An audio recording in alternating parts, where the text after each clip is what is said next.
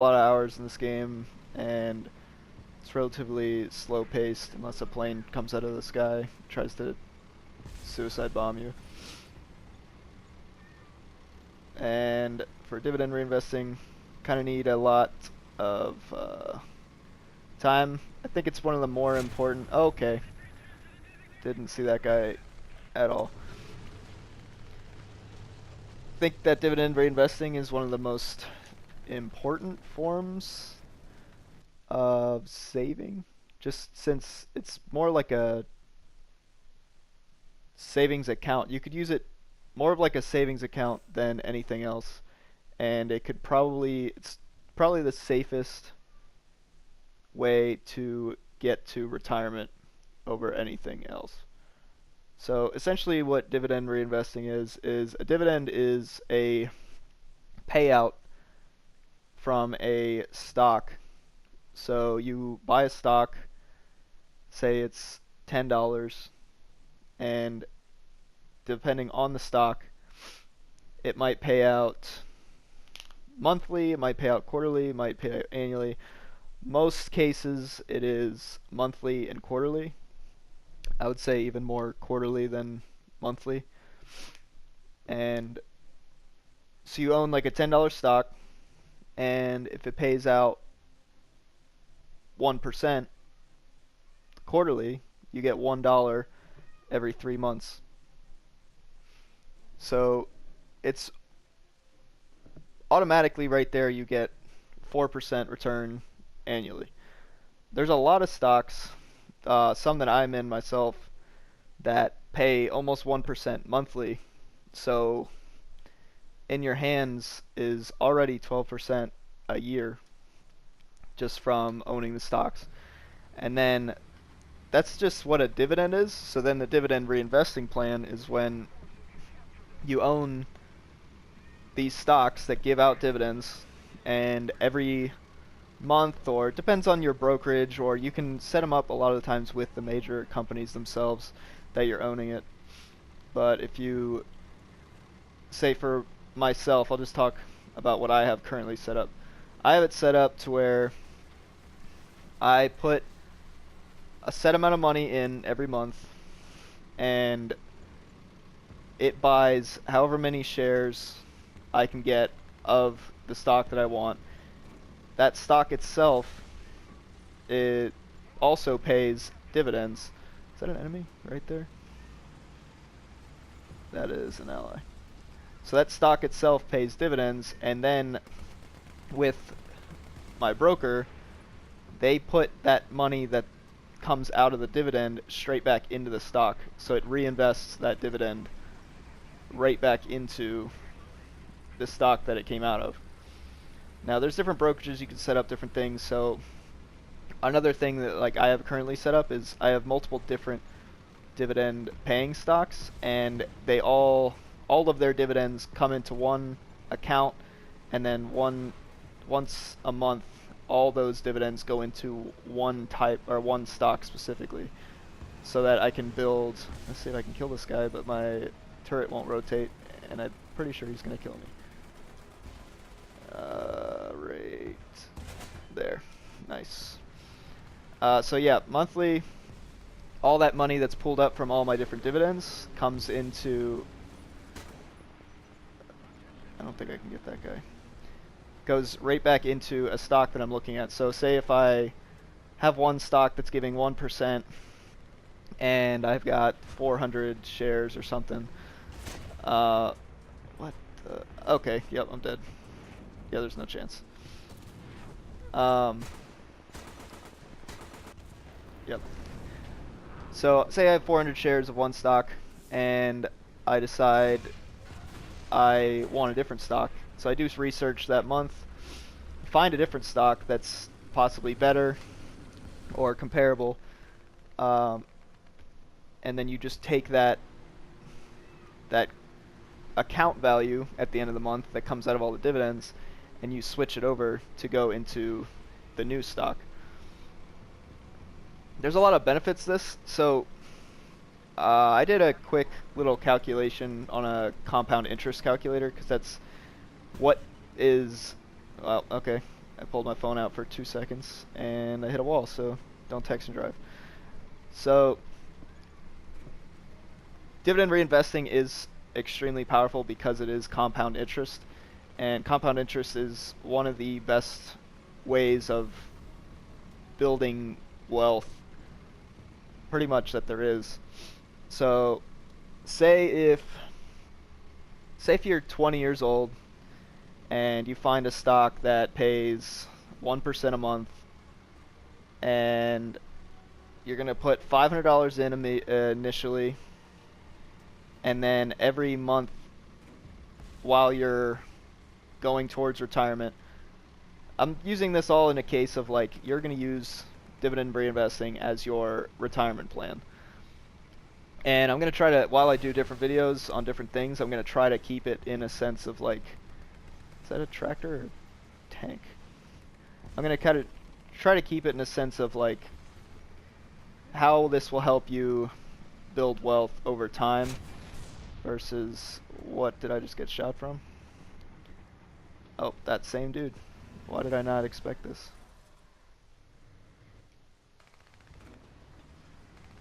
So, say you're using dividend reinvesting as your primary means of retirement, and you do what I just said. So 12% a year, 1% a month, and $500 down initially, and you're saving, let's say, $200 a month. That's just $200 a month isn't that much. Ideally, you want to save a little more. I understand if you can't save that much. I'll do another video. I'm about to die. Oh, he took the bullet for me.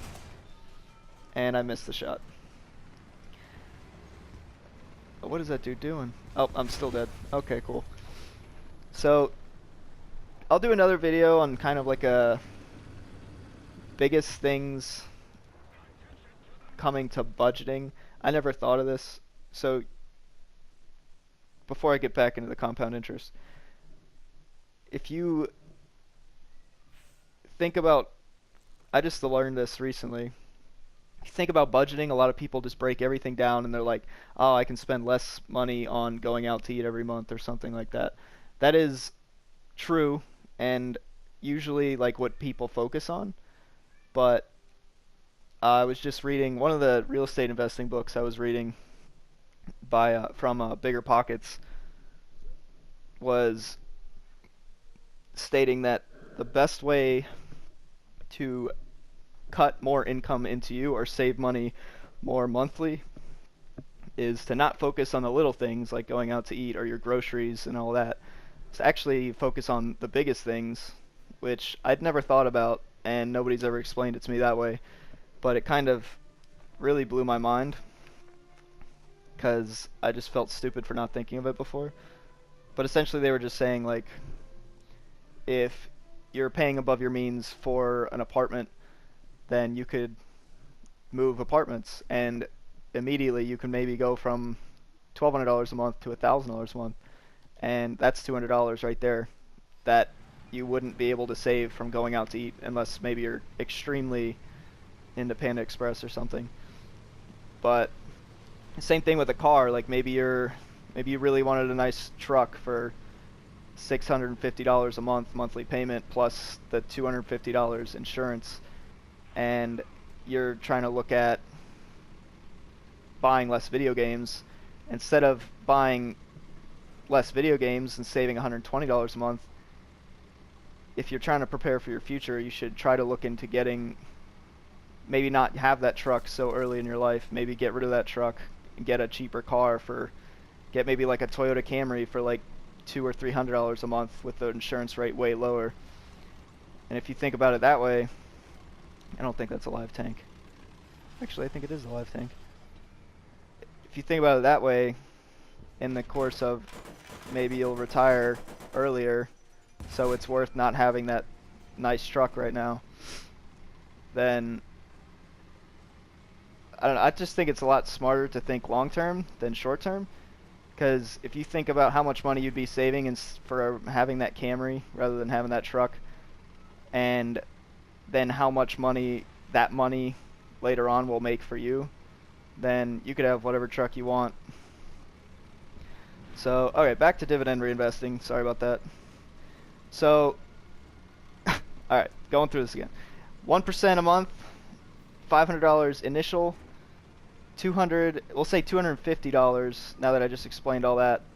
We'll say $250 a month in also. So you're putting $250 a month into your stocks, and then those dividends from those stocks are also coming.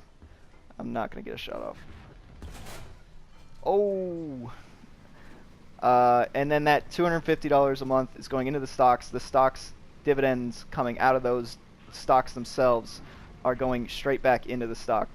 So, and that's saying, like, this is obviously never going to happen, but that's saying you're going to have that 12% interest for years on end. And then let's say, since I'm trying to set this up as, like, you could use this as a retirement thing. Oh my god, this is slow. Say you start this at 20 years old, right? And say you're going to work for 25 years. So after that 25 years, you have $500,000 in your dividend stocks right there. So that might not seem like a lot for 25 years. But first of all, that's a lot more than you'd get out of like a standard 401k. Say if you were like getting only 5% a year. Oh, there's a guy right there. But on top of that, I think about it differently when it comes to dividend stocks. You don't want to just have, I'm going to die from these mortars. You don't just think of it as, I have $500,000 to live on the rest of my life. You think of it as, I have $500,000 that is making 12% annually. Because that money is still, that's $500,000 in that stock. It's not just cash money. So that $500,000 in that stock that is still paying out 12% annually or 1% a month. That is, let me get a calculator out. So $500,000 times 0.12, that's $60,000 a year. So then if you think about it that way, you could retire and you'd have an income of $60,000 annually. So that's why a lot of people think of dividends as like, I'm trying to build wealth I'm trying to build like a very large sum of money and trying to live off that money, which usually when it comes to 401k plans and stuff like that, you are, okay, I thought he'd get me eventually. You are going to live off that lump sum, and you're just going to kind of just keep eating into it chunk by chunk as you get older and older. But for dividends, I think about it completely differently. Nobody's ever shown me why I shouldn't think of it that way. So I'm going to continue thinking that way. And so I think it's just like this insanely nice way of getting... What the hell? Okay. I think it's just really the best way to think about retirement overall. And if I were to win the lottery like tomorrow, I would definitely put the majority of my money into dividend stocks because of the fact that I will never run out of money that way. Because imagine putting $2 million into a dividend stock that pays you 1%, 1% a month. That's $240,000 a year right there off of absolutely no work. So that's the biggest thing that I've seen when it comes to people like kind of naysaying the dividend reinvesting. The other part is a lot of them, so those 1% interest rates a month are huge just because 12% annually is like unheard of. That like the S&P 500 pays about 3 or 2% is like the standard rate. So anything above 2% is like absurd for most. They tell you that even if you see above 3%, you should be skeptical, when in fact most dividends are going to pay you well over 3% annually. And the other cool thing is, so the one that I hold, one of the dividend stocks that I'll talk about this one that I just recently found, actually. I just found one recently that is let me find up the actual identifier for it so I can say it in this video. I believe it's TIL, but give me 1 second. It is TRI. So I just found TRI. I haven't done that much research on it. It just kind of blew my mind. I'm looking into getting some shares of it just because. But TRI last year averaged a dividend yield of 36.87%. Look at that. I was looking at my phone again and I hit a wall. Awesome. So 38% is insane. I think I just forgot that because I was already focused on why I crashed. It's 36.8, sorry. 36.8% is kind of crazy, especially out of a dividend stock. That means that you put $100,000 into just that stock and you made 38,000 or 36, I don't know why I keep mixing up these numbers.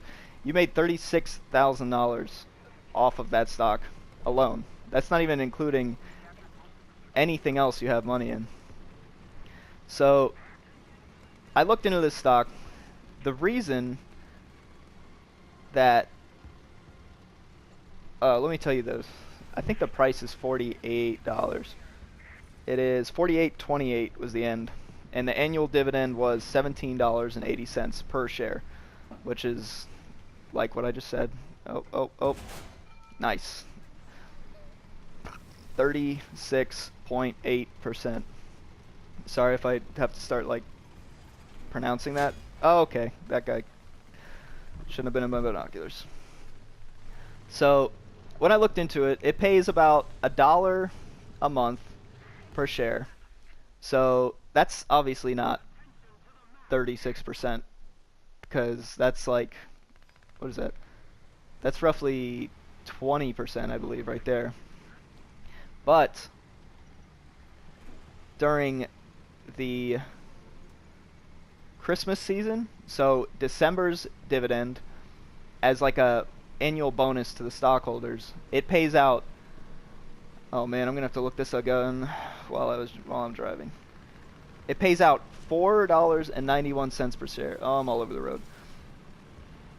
In December. I don't know if it's an every year thing. That's another reason I'm gonna keep looking into it, because if it is an every year thing where they pay out a large lump sum like that, then I might just look into putting a huge chunk of money into it just for that Christmas dividend as like a nice Christmas present. This guy's gonna finish me off. Yep. So that stock does it every, I'm not gonna say every December. It does it December. Some stocks do it. I know one of the ones that I currently hold actually does it on June and December. So it's like every semi-annually, sorry, biannually. Nope, that's wrong too. I think I had it right the first time, semi-annually. But basically every 6 months it gives a little nice bonus, and that's a huge bonus just for $4.91 for oh, that thing's gonna kill me. Okay, he sucks. So $4.91 for a $48 stock is pretty crazy. That's over 10% right there from a 1 month dividend.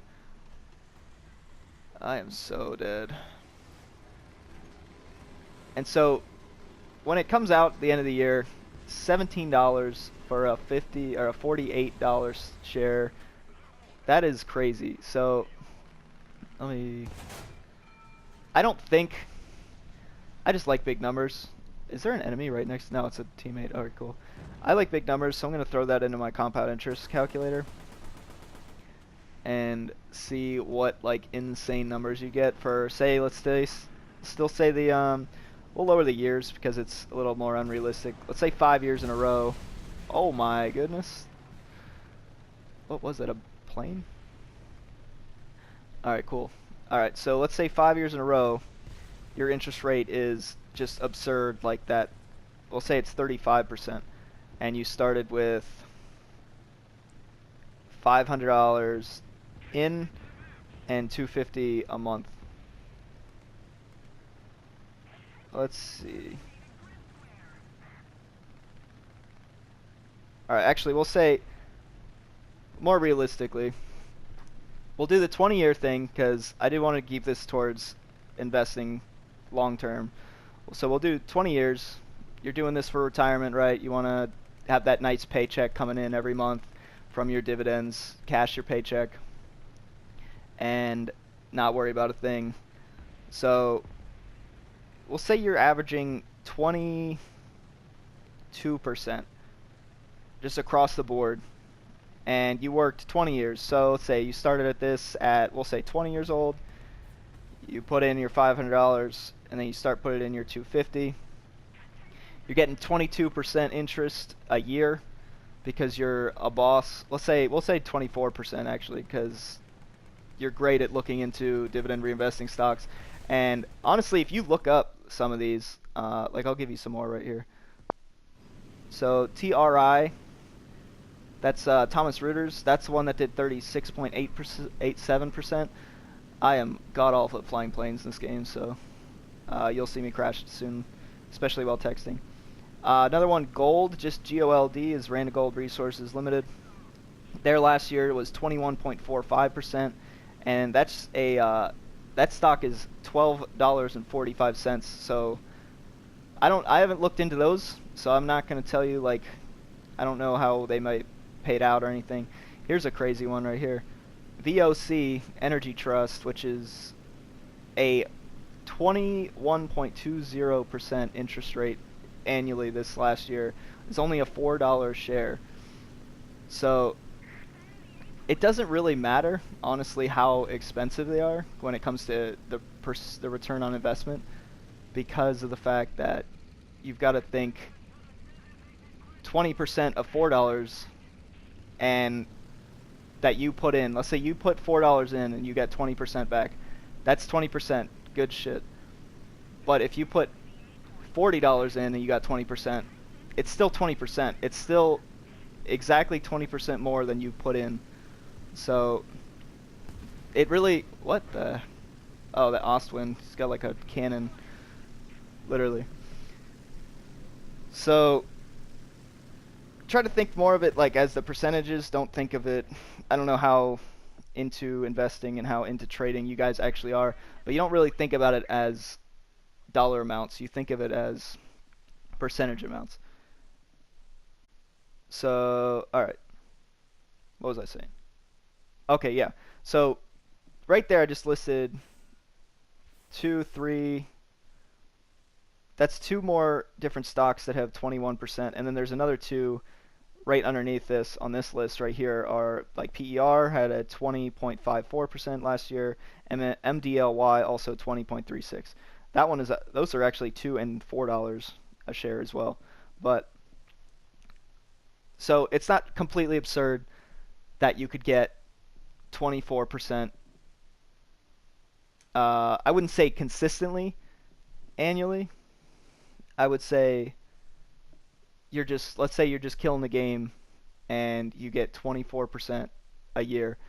We'll actually average it down because that's obviously that's just crazy. Like, if anybody could get 20% a year, they would have a job doing like anything on Wall Street, I'm pretty sure. So, all right, so 19%, let's say you work 20 years, because I'm sure you have different other, probably came on this channel and learned some other cool investing techniques or trading techniques. So this isn't your only reason you're going to retire.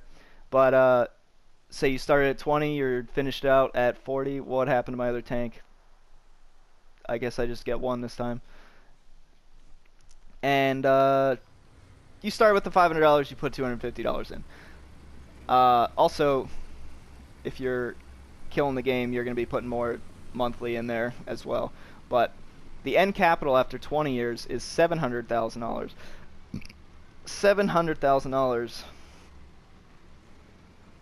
That gives you $130,000 a year from your dividends alone. So that means that in 1 year, that 700,000 will be 830,000, and so on. But it'll keep going up and up and up monthly. I mean, not monthly, annually. But that's $130,000 you could live on right there. Everybody, there's a lot of, I'm pretty sure anybody that's making $130,000 a year has got to be living comfortably if they are smart, somewhat smart with their money. As long as they're not living absurdly above their means, they're buying like a 911 Turbo and $700,000 house. I think they're doing great. But so I just did all that. Sorry about that really long ass rant, but it is not completely absurd to be putting your money into this. This is like one of the best things, I honestly think. The fact that you're like able to just put your money in, and it's completely automatic. You don't touch a thing. You just start setting up your, well, for my setup, I got my brokerage set up. You have to contact them and tell them, for some of them at least, mine I did, but you have to tell them, hey, I want to do this, and then they kind of set it up for you, and then you're good. And then you just send them the monthly investment capital that you want to put in, and it kind of gets thrown, for me, it gets thrown into the pool of money that goes into my dividends, so that at the end of that month it just goes in, and I don't think about it. I honestly forgot about it for like a year, and it was nice to open it up and see that. And a lot of them, especially the bigger companies, do fractional shares as well. So like if you're buying shares that are $10 a share, and your money coming in is, say you're putting that $250 in, and then you're getting, the dividends are paying out like $6 or something, which they should be paying out more obviously, but that's $256. So you would get 25 shares and then 6/10 of a share from that. That guy's already dead, and I wasted that round. So the set and forget aspect is pretty awesome. A lot of oh my goodness. Oh wow. Oh, I'm dead. Ooh, you missed. A lot of the aspects of a lot of the big companies really encourage this, so they'll actually give anywhere from 1 to 10%. I'm not saying like every company does this, especially not the companies that pay out well, but come on, I'm about to die. Oh my god, there's so many panthers. I'm so gonna die here. Hello. Oh my goodness. Come on, come on, come on, come on. Yep, I'm just gonna hug you. How's it going? You guys can't kill me for some reason. I don't know how I'm not dead. What is happening? Alright, cool.